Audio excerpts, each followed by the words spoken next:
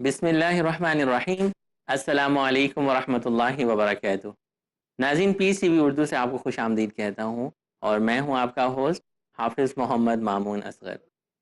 پچھلے پروگرامز میں ہم اصلاح عقیدہ کی بات کر رہے تھے، اور ہم نے عقیدہ توحید کے اوپر کافی ڈیٹیل میں گفتگو کی، اس کو سمجھنے کی کوشش کی، اور جو ہمارے معاشرے میں کچھ پرابلمز ہیں ان کو بھی ہم نے دیکھا، کچھ کنفیوژنس کو بھی ہم نے درست کیا۔ آج کے پروگرام میں ہم اصلاح عقیدہ کے ہی سیریز کو لے کے چلیں گے، لیکن ہم دیکھیں گے کہ ایک مسلمان کا فرشتوں کے اوپر کیا عقیدہ ہونا چاہیے۔ اسی ٹاپک پہ بات کرنے کے لیے ہم نے اپنے اسٹوڈیو میں دعوت دی ہے ابو انشاء قاری خلیل الرحمان جاوید صاحب کو۔ قاری صاحب، کیا حال ہے؟ ہم آپ کو خوش آمدید کہتے ہیں۔ شکریہ، السلام علیکم ورحمۃ اللہ، بہت شکریہ۔ آج کے پروگرام میں قاری صاحب سب سے پہلے میں آپ سے یہ پوچھنا چاہوں گا کہ آپ ہمارے ناظرین کو بتائیں کہ کبھی ہم ایمان بالملائکہ کا لفظ بولتے ہیں، کبھی عقیدے کا لفظ بولتے ہیں۔ میں چاہتا ہوں یہ وضاحت ادھر ہو جائے کہ دو ٹرمز ہیں، ایمان اور عقیدہ، ان دونوں کو آپ ایکسپلین کر دیں، اور ان دونوں میں کوئی فرق ہے تو وہ واضح کر دیں۔ بسم اللہ الرحمن الرحیم۔ عقیدہ دراصل کسی بھی انسان کا وہ نظریہ اور وہ نقطہ نظر ہے جو وہ کسی بھی چیز کے بارے میں قائم کر لیتا ہے۔ ایمان کی بنسبت اس کے اندر وسعت زیادہ ہوتی ہے۔ ایمانیات صرف وہ محدود اور متعین حصہ ہے جو اللہ رب العالمین کی طرف سے، شریعت کی طرف سے متعین ہو گیا ہم پر کہ اس کو مانے بغیر تو مسلمان نہیں ہو سکتے۔ تو وہ سارے کا سارا جو سلسلہ ہے جس کو اللہ نے متعین کر دیا یا اللہ کے نبی نے متعین کر دیا کہ اس کو مانے بغیر مسلمان نہیں ہو سکتے، اس کو ہم ایمانیات کا نام دیتے ہیں کہ وہ ایمانیات ہیں، اور وہ ساری کی ساری عقیدے کے اندر داخل ہوتی ہیں۔ لیکن عقیدہ چونکہ ایک نظریہ ہے اور اس میں وسعت ہے، اور یہ نظریہ جو ہے باطل بھی ہو سکتا ہے اور نظریہ حق بھی ہو سکتا ہے۔ باطل یہ ہے کہ اگر کوئی شخص غلط نظریہ قائم کر لے کسی بھی چیز کے بارے میں، نعوذ باللہ من ذالک۔ اسی طرح جو نبی کریم صلی اللہ علیہ وسلم سے حضرت جبریل نے پوچھا کہ اللہ کے رسول ایمان کیا ہے، تو آپ نے جو اسے بتایا کہ ان تؤمن باللہ و ملائکتہ و کتبہ و رسلہ والیوم الآخر والقدر خیرہ و شرہ، تو یہ جو اللہ کے نبی نے بتایا یہ وہ ایمانیات ہے صحیح۔ کہ ایمان جب تو ان چیزوں کو مانے گا تو دائرہ اسلام میں داخل ہوگا، مومن کہلائے گا، مسلمان کہلائے گا۔ گویا مسلمان پر یہ لازم ہے اللہ رب العالمین پر ایمان لائے، اس کے انبیاء پر ایمان لائے، اور پھر آخری پیغمبر محمد رسول اللہ صلی اللہ علیہ وسلم پر ایمان لائے، فرشتوں پر ایمان لائے، اور اس کے ساتھ جنت اور دوزخ پر ایمان لائے، اور اچھی اور بری تقدیر پر ایمان لائے کہ یہ اللہ کی طرف سے ہوتا ہے۔ طرف سے یہ ساری چیزیں ایمانیات ہیں، اور نظریہ سچا اور جھوٹا ہو سکتا ہے۔ ایمان دو الگ الگ نہیں ہو سکتے کہ یہ جھوٹا ایمان ہے یا سچا ایمان ہے۔ سچا ایمان ہے۔ ایمان ایک ہی ہوگا اگر وہ ہے یا نہیں ہے۔ اور ایمان کیسے لے کے آنا ہے وہ آپ نے بتایا کہ وہ جو نظریہ ہے کہ ایمان کس طرح سے لے کے آنا ہے، صحیح طریقے سے لے کے آئے گا تو عقیدہ صحیح ہوگا، اور اگر یعنی جن جن چیزوں کو اللہ نے ماننے کا حکم دیا ہے یا اللہ کے رسول نے ماننے کا حکم دیا ہے، اگر وہ ان چیزوں پر یقین رکھے گا اور اسی طرح یقین رکھے گا کہ جو حیثیت اللہ نے ان چیزوں کی دی ہے وہ حیثیت اگر مین و عن تسلیم کرے گا، اپنی طرف سے کچھ بڑھانے کا بھی اسے اختیار نہیں، گھٹانے کا بھی اختیار نہیں، اپنی طرف سے کمی کرے گا تو بھی کفر میں چلا جائے گا، ایمان نہیں رہے گا، اور اپنی طرف سے اس میں زیادتی کرے گا تو بھی وہ کفر میں چلا جائے گا، ایمان نہیں رہے اس گا۔ کا کرائٹیریا جو ہے وہ اللہ سبحانہ و تعالیٰ نے خود سیٹ کیا ہے جی کہ جو قرآن کی تعلیمات پہ عمل کرے گا اور حدیث پہ عمل کرے گا جی اس راستے کے مطابق جی ایمان لے کے آئے جی گا۔ اللہ اور اس کے رسول کی جو تعلیمات ہیں جسے ہم شریعہ اسلامیہ کہتے ہیں، اس کے اندر جو ایمانیات بتائی گئی ہیں وہ پورے کا پورا حصہ ماننا ہم پر لازم اور ضروری ہے۔ جزاک اللہ خیر، بہت اچھی وضاحت ہوئی۔ اب جیسا کہ ہمارا آج کا ٹاپک بھی ہے ایمان بالملائکہ، اور ملائکہ یعنی کہ فرشتوں کے بارے میں ہمارا کیا عقیدہ ہونا چاہیے، اس بات پہ ہم بحث کریں گے۔ میں چاہتا ہوں کہ اس پہ جانے سے پہلے آپ یہ بتا دیجئے کہ چونکہ فرشتوں کو ہم نے نہیں دیکھا اور غیب کی چیز ہے، ان سین ہے، پوشیدہ ہے ہماری نظر سے، تو سب سے پہلے بتائیے ایمان بالغیب کس کو کہتے ہیں، تاکہ یہ پورا کانسیپٹ سمجھنے میں ہمارے ناظرین کے لیے بھی اور ہمارے لیے آسانی ہو۔ ایمان بالغیب کو مختصر لفظوں میں اگر ہم کہیں تو اس کو ہم یوں کہہ سکتے ہیں کہ بن دیکھے ایمان لانا، بن دیکھے ایمان لانا، اور ایسا ایمان لانا جیسے ہم نے دیکھا ہے، یعنی اس کو ہم نے دیکھا نہیں ہے لیکن دیکھنے سے جو یقین پیدا ہوتا ہے ہم نے بن دیکھے وہی یقین پیدا کر لیا۔ اب صحابہ کرام نے رسول اللہ صلی اللہ علیہ وسلم کو دیکھا تھا، وہ ایمان لائے، ہم نے رسول اللہ صلی اللہ علیہ وسلم کو نہیں دیکھا، لیکن الحمدللہ اسی یقین کے ساتھ ہم مانتے ہیں جس طرح صحابہ کرام کو یقین تھا کہ یہ اللہ کے سچے پیغمبر ہیں، ایسے ہی الحمدللہ مسلمانوں کو یقین ہے کہ محمد الرسول اللہ صلی اللہ علیہ وسلم اللہ کے سچے پیغمبر ہیں اور آخری پیغمبر ہیں۔ اسی طرح اللہ رب العالمین کو بھی کسی نے نہیں دیکھا، ہم اس پر بھی یقین اور ایمان رکھتے ہیں کہ اللہ رب العالمین کی ایک ذات ہے جو ہماری خالق ہے، مالک ہے، رازق ہے، اور اس کا کوئی ساجی نہیں، کوئی شریک نہیں۔ وہ جو اللہ رب العالمین کی جو اپنی حیثیت ہے، ہم من و عن اس کو وہی حیثیت دیتے ہوئے بن دیکھے ہم تسلیم کرتے ہیں۔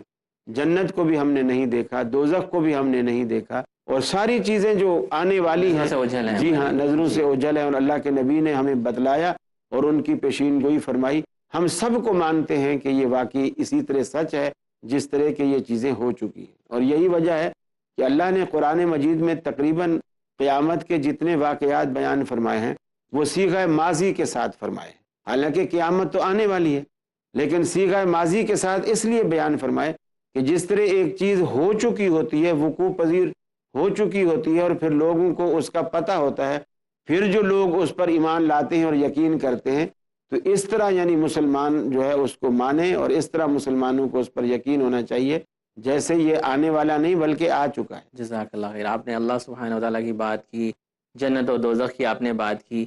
میں یہ چاہوں گا کہ جو ہمارا ٹاپک ہے ہم فرشتوں کے اوپر آتے ہیں کہ فرشتوں کے اوپر ایک مسلمان کا کیا عقیدہ ہونا چاہیے، اس کی بھی آپ وضاحت کیجیے۔ پہلی بات تو یہ ہے کہ جو فرشتے یہ ماننا چاہیے کہ اللہ رب العالمین کی مخلوق ہے، اور یہ نوری مخلوق ہے۔ تین مخلوقیں ہیں بڑی، جو ایک خاکی ہے، ایک ناری ہے، ایک نوری ہے۔ صحیح۔ خاکی ہم جو خاک کے پتلے کہلاتے ہیں، انسان کہلاتے ہیں، اور ناری جو جنات کہلاتے ہیں، اور نوری جو یہ فرشتے کہلاتے ہیں۔ تو ایک تو یہ ہمیں ماننا چاہیے کہ یہ اللہ کی مخلوق ہے، جس طرح قریش مکہ کہتے تھے کہ تمام فرشتے جو ہیں وہ اللہ کی نعوذ باللہ بیٹیاں ہیں۔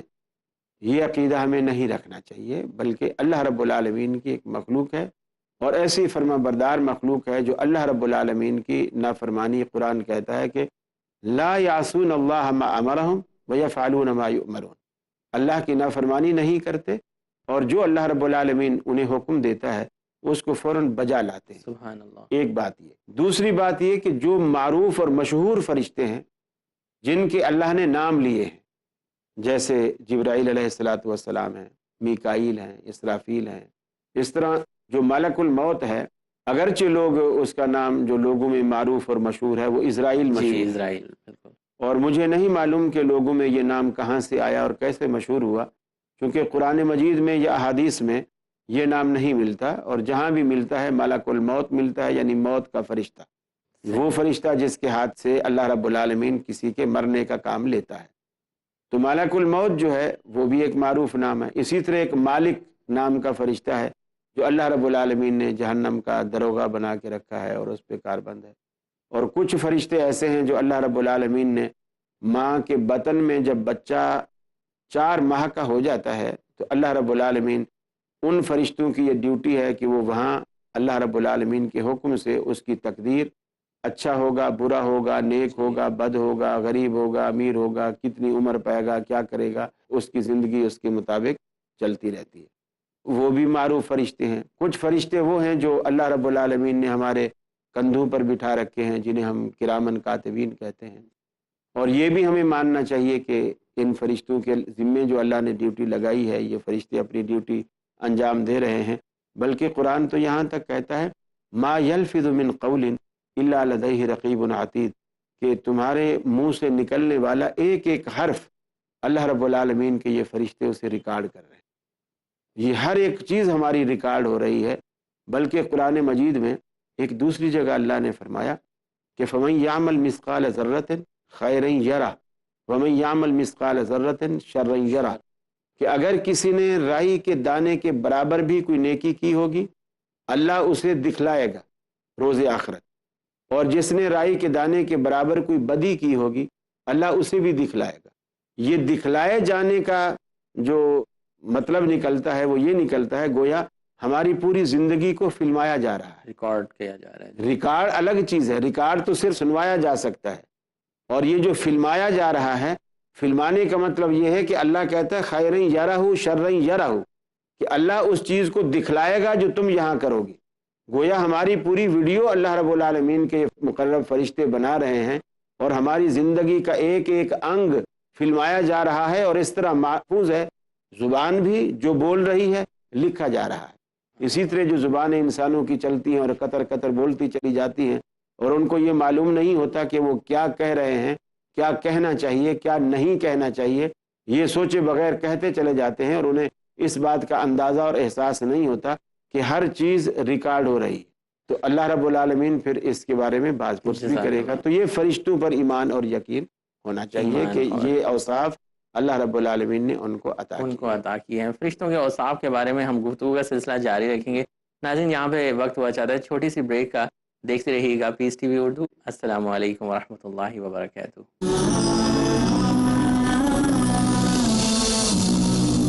السلام علیکم ورحمۃ اللہ وبرکاتہ۔ ویلکم بیک ناظرین۔ بریک کے بعد آپ کا ہوسٹ حافظ محمد مامون اصغر دوبارہ سے حاضر ہے، اور ہم بریک پہ جانے سے پہلے گفتگو کر رہے تھے کہ ایک عام مسلمان کا فرشتوں کے اوپر کیا عقیدہ ہونا چاہیے۔ اس سلسلے میں ابو انشاء قاری خلیل الرحمن جاوید صاحب بہت اچھی ایکسپلینیشن دے رہے تھے، جزاک اللہ خیر۔ خیر صاحب، میں چاہتا ہوں کہ ہم اب اس پوائنٹ پہ جائیں کہ قرآن شریف میں اگر آپ دیکھیں تو ملائکہ کا لفظ استعمال ہوا ہے، اور بہت سارے ہمارے دانشور لوگ ہیں جو یہ کہتے ہیں کہ یہ جو لفظ ہے یہ فرشتوں کے لیے نہیں استعمال ہوا، بلکہ کسی خاص حکمت کے تحت کسی خاص چیز کو سمجھانے کے لیے استعمال ہوا ہے۔ پہلی بات تو یہ ہے کہ قرآن و حدیث نے جس طرح ملائک کا ذکر کیا، پھر ان کے نام لیے کہ من کان عدو لجبریل فإنہ نزل علی قلبہ، تو یہ فرشتوں کے ناموں کے ساتھ جب نام بھی لیے اور ان کے کام بھی بتلائے تو وہ صرف اچھی صفت نہیں ہے۔ پھر احادیث نے جب صراحت کی کہ فرشتے نوری مخلوق ہیں، پھر احادیث نے یہ بھی صراحت کی کہ فرشتے آتے ہیں جاتے ہیں، آسمان سے نیچے اترتے ہیں، آسمان سے اوپر جاتے ہیں، پھر جب آدمی مرنے لگتا ہے اس کے پاس آتے ہیں، اس کا استقبال کرتے ہیں، اور اگر اچھا ہوتا ہے تو اس کی روح کو پورا پروٹوکول ملتا ہے، اور اس کی روح کو ریشمی غلافوں میں لپیٹ کر، خوشبودار غلافوں میں لپیٹ کر ایک فرشتہ دوسرے کو، دوسرا تیسرے کو، اس طرح وہ پہلے آسمان تک لے جاتے ہیں، پھر پہلے سے دوسرے تک۔ تو اس سے یہی لگتا ہے کہ فرشتے باقاعدہ ایک مخلوق ہیں، یہ صرف کوئی اچھی صفت یا اچھا کام نہیں ہے، وہ باقاعدہ ایک پوری مخلوق ہے۔ پھر اللہ کے رسول کا یہ فرمانا کہ وہ نور سے پیدا کیے گئے ہیں، تو یہ بھی ایک ان کے مخلوق ہونے کی شہادت ہے۔ پھر نبی کریم صلی اللہ علیہ وسلم کا یہ بتلانا کہ فرشتوں کی تعداد اتنی ہے کہ بیت المعمور، یہ جو آسمانوں پہ فرشتوں کا قبلہ ہے بیت المعمور کے نام سے، دنیا میں جہاں ہمارا قبلہ ہے مکے میں، اسی کے بالکل اوپر، یہ یوں سمجھو کہ چونکہ زمین گول ہے تو اس اعتبار سے آپ کہیں بھی انگلی رکھیں گے تو وہ آپ کو گلائی میں چاروں طرف سے وہ سینٹر نظر آئے گا۔ ایسا ہی ہے۔ تو بیت اللہ کو اگر ہم سینٹر مانتے ہیں تو بالکل اسی کے اوپر بیت المعمور ہے، اور وہ فرشتوں کی عبادت گاہ ہے، نماز ہے، عبادت ہے، اور طواف وغیرہ ہے، اس طرح کا ذکر اذکار ہے، تسبیحات ہے، وہ چیزیں وہاں کرتے ہیں۔ تو نبی کریم نے فرمایا کہ ہر روز 70,000 فرشتے کو وہاں یہ عبادت کا شرف حاصل ہوتا ہے، اور جو ایک دفعہ عبادت کر کے چلا جاتا ہے اس کو زندگی بھر پھر دوبارہ وہاں آنے کا موقع نہیں ملتا۔ اور جب سے دنیا بنی ہے تب سے یہ سلسلہ جاری ہے اور قیامت تک جاری رہے گا۔ تو اس سے آپ اندازہ لگائیے کہ فرشتوں کی تعداد کتنی ہوگی۔ تو یہ محض کوئی اچھا کام یا اچھی صفت نہیں ہے، یہ باقاعدہ ایک مخلوق ہے جو عبادت کر رہی ہے، ذکر کر رہی ہے، طواف کر رہی ہے، نماز پڑھ رہی ہے، آ رہی ہے، جا رہی ہے۔ تو یہ یہاں پہ اس چیز کی وضاحت کریں کہ فرشتے جو ہیں وہ اللہ سبحانہ وتعالیٰ نے صرف اپنی تسبیح کے لیے، حمد کے لیے، عبادت کے لیے بنائے ہیں، یا ان کے کچھ امور بھی ہمیں جاننے کو ملتے ہیں؟ تو ان کی وضاحت کیجئے کہ بڑے بڑے امور ان کے ذمہ اللہ سبحانہ وتعالیٰ نے کیا دیے ہوئے ہیں؟ جی ہاں، جیسے جبریل علیہ الصلوۃ والسلام ہیں تو ان کا کام تھا انبیاء کی طرف اللہ رب العالمین کا پیغام پہنچانا۔ اللہ نے کوئی میسج دیا ہے تو یہ جبریل علیہ السلام تمام فرشتوں کے سردار ہیں۔ اپنا بھی ایک ڈپارٹمنٹ ہے جو وحی کا ہے، لیکن پھر تمام فرشتوں کی سرداری کا قلمدان بھی ان کے پاس ہے۔ اللہ رب العالمین کا پیغام لے کر انبیاء کے پاس آنا یہ ان کی ذمہ داری۔ اب جو میکائیل ہیں ان کی ذمہ داری بادل، بارش برسانا، بادلوں کا ایک جگہ سے دوسری جگہ لے جانا، کھیتی باڑی، فصل، اجناس، یہ سارا ان کی دیکھا بھالی۔ یہ رب العالمین نے میکائیل کے ذمہ لگا رکھا ہے۔ اب اس کے معنی یہ ہرگز نہیں ہوتے کہ نعوذ باللہ من ذالک کہ اللہ تعالیٰ حکم کن سے کام کر سکتا ہے تو اس کو اتنی ساری فوج رکھنے کی کیا ضرورت ہے۔ جی یعنی اللہ رب العالمین کی حکمت کاملہ نے چاہا، اور جو کتنا بھی بڑا آدمی ہو، کتنی بھی بڑی ذات ہو، بلکہ اس کی بڑائی اور اچھی لگتی ہے اور خوبصورت لگتی ہے اور دنیا میں اور زیادہ ناموری ہوتی ہے کہ فلاں آدمی کے اتنے نوکر چاکر اس کے کام کرتے ہیں۔ اللہ رب العالمین جو احکم الحاکمین ہے، بادشاہوں کا بادشاہ ہے، وہ رب العالمین کے خدمتگار جتنے بھی زیادہ ہوں، اللہ رب العالمین تو بادشاہ ہے، اور اس کو پھر اچھا لگتا ہے، اور اس کی حکمت کا تقاضا تھا، وہ اپنی حکمت کے مطابق جس سے جو کام چاہتا ہے وہ اس سے لے لیتا ہے۔ بے شک ایسا ہی اب وہ نمرود کو مارنے کا کام اللہ رب العالمین نے ایک چھوٹے سے مچھر سے لے لیا، تھا۔ اور ابرہ کے ہاتھیوں کے لشکر کو مارنے کا کام اللہ نے چھوٹے سے ابابیلوں سے لے لیا۔ تو اب کوئی کہے تو اللہ حکم کن کرتا کہ بھی بھس بن جاؤ، تو سارے ہاتھی بھس بن جاتے۔ اللہ ایسا کر سکتا تھا، لیکن اللہ رب العالمین نے ان کو ایسا ذلیل کیا کہ تو ہاتھی لے کر آیا ہے، میرے پاس وہ چھوٹے جو پرندے کہلاتے ہیں، لیکن وہ تیرے ہاتھیوں کے بھی باپ نہیں، اور وہ بھی چھوٹے چھوٹے کنکر جو بالکل جی ہاں، وہ اتنی ہائٹ پہ جا کر جب اس کو پھینکتے تھے، اللہ رب العالمین ان میں وہ قوت جو گولی سے زیادہ تیز آ کر کے لگتے اور ہاتھیوں کے چمڑی سے آر پار ہو جاتے۔ شیخ صاحب یہاں پہ ایک سوال پیدا ہوتا ہے کہ فرشتے جو ہیں، جیسے آپ نے بتایا کہ نور سے بنے ہوئے مخلوق ہیں اور اللہ سبحانہ و تعالیٰ بھی نور ہیں، تو ان دونوں کے درمیان فرق جو ہے ایک عام انسان کیسے واضح طور پہ سمجھ سکتا ہے؟ دیکھیے، جو فرشتوں کے پاس نور ہے نا، یہ مخلوق ہے۔ جو نور فرشتوں کے پاس ہے وہ مخلوق ہے، اور جو نور اللہ کے پاس ہے وہ اللہ کی صفت ہے، مخلوق نہیں ہے۔ اور اللہ رب العالمین نور سے نعوذ باللہ بنا نہیں ہے، اللہ خود نور ہے۔ نور ہے، اور بننے کا لفظ اللہ رب العالمین کے لیے ہم نہیں استعمال کر سکتے، اس لیے کہ بنتی وہ چیز ہے جو چیز پہلے نہ ہو اور پھر وجود میں آئی ہو۔ اور اللہ رب العالمین هو الاول والآخر والظاہر والباطن، اللہ رب العالمین شروع سے اس کی کوئی ابتدا نہیں، اسی طرح اس کی کوئی انتہا نہیں۔ ہم سے پہلے زمانے کا کوئی پیریڈ ایسا نہیں آیا جس میں اللہ کی ذات نہ ہو، اور آگے بھی زمانے کا کوئی پیریڈ ایسا نہیں آئے گا جس میں اللہ کی ذات نہ ہو۔ اللہ رب العالمین ابتدا سے انتہا تک ہمیشہ ہمیشہ رہنے والی ذات ہے۔ جزاک اللہ۔ بات ہو رہی تھی کہ اللہ سبحانہ و تعالیٰ نور ہیں، اور اللہ سبحانہ و تعالیٰ نے جو فرشتے بنائے ہیں وہ نور سے بنائے ہیں، اور وہ اللہ سبحانہ و تعالیٰ کی مخلوق ہیں۔ ظاہری بات ہے خالق اور مخلوق کا کوئی کمپیریزن نہیں ہے۔ اور دوسری بات یہ کہ اللہ رب العالمین کے نور سے یہ نور نہیں ہے۔ جی، کیونکہ یہ لفظ بھی بہت سننے کو ملتا ہے، اللہ نے اپنے نور سے فرشتوں کو بنایا۔ یہ ایک مشرکانہ جملہ ہے، اور ایسے لوگ اس لفظ کو استعمال کرتے ہیں نور من نور اللہ کا، جن کے عقائد توحید پر راسخ اور پختہ نہیں ہوتے اور مشرکانہ عقائد میں گھرے ہوئے ہوتے ہیں، تو یہ لفظ وہ استعمال کرتے ہیں۔ اللہ کے نور میں سے نور ہے کہ مطلب اس کا جز بنانا ہے۔ اب لم یلد ولم یولد، نہ اس نے کسی کو جنا، نہ وہ خود کسی سے جنا گیا، اس کا کوئی پارٹ، کوئی حصہ، کوئی جز کچھ نہیں ہے، تو اس میں سے آپ نے کسی کو نہیں نکالنا ہے۔ اچھا، جو ایک عام جملہ ہم بر صغیر میں مختلف ممالک میں سنتے ہیں کہ آپ کے چہرے پہ تو اللہ کا نور ہے، اس بارے میں آپ کیا کہتے ہیں؟ یعنی آپ کے چہرے کو اللہ نے نورانی بنا دیا ہے۔ ایک ہوتا ہے تقیہ کلام، اور اس سے مراد کیا لی جاتی ہے، یعنی آپ کے چہرے پر نور ہے تو اس کے معنی یہ ہوتے ہیں کہ اللہ رب العالمین نے آپ کے چہرے کو نورانی بنا دیا ہے۔ اور دوسرا، جب ہم یہ کہتے ہیں کہ اللہ کا نور ہے تو اس کا مطلب یہ ہوتا ہے کہ دنیا میں جتنی بھی چیزیں ہیں یہ اللہ کی ہیں، اللہ سبحانہ و تعالیٰ کی ملکی، ہم بھی اللہ کے ہیں۔ اس کے معنی یہ ہوتے ہیں کہ اللہ ہمارا مالک ہے، دنیا اللہ کی ہے، آخرت اللہ کی ہے، جنت دوزخ سب اللہ کی ہے، آسمان زمین اللہ کے ہیں، تو اس کے معنی یہ ہے کہ وہ ان کا مالک ہے۔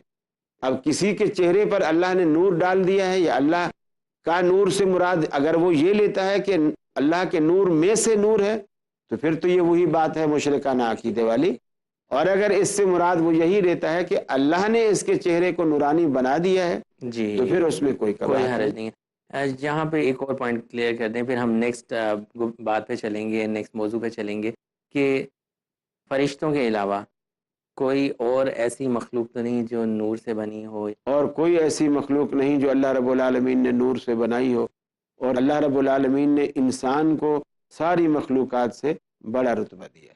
اگر ہم یہ سپوز کرتے ہیں کہ انسان بشر نہیں ہے، کوئی اور مخلوق ہے، تو اس سے کیا اس کا رتبہ بڑھے گا یا کم ہوگا؟ نہیں، ہم کہیں گے جو شخص ایسا سوچ رہا ہے اس کا دماغ خراب ہے، اس لیے کہ قرآن مجید نے جگہ جگہ انسان کو بشر کہا ہے، تو اس دائرے سے تو وہ نہیں نکل سکتا۔ آدم علیہ السلام ابو البشر ہیں، جی اس سے تو کوئی انکار کر ہی نہیں نہیں سکتا۔ سکتا۔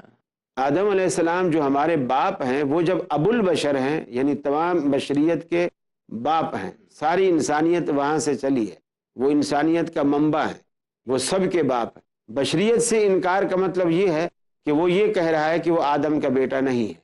نہیں ہے، اور یقیناً اللہ سبحانہ و تعالیٰ نے انسان کو اشرف المخلوقات بنایا ہے، تو اگر ہم بشر کے رتبے سے ہٹاتے ہیں تو وہ زیادہ بہتر قول نہیں ہوگا۔